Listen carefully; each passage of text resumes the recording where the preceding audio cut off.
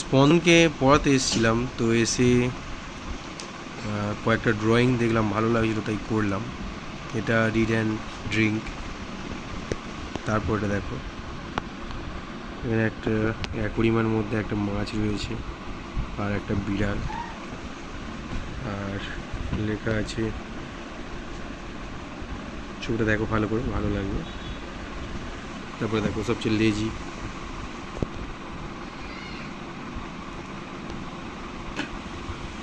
পান্ডা। পান্ডারা কী খেতে ভালোবাসে বললি? বাঁশ। সেরকম বাঁশের ছবি দেওয়া থাকে, তাই তো? তারপরে এটা কার ঘর বললাম রে? কার ঘর? টম এন্ড জেরির বললি তো? শুধু জেরি?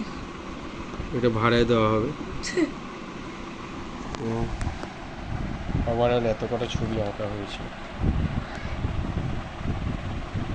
বসে বসে। কেমন লাগলো সব কমেন্ট করে।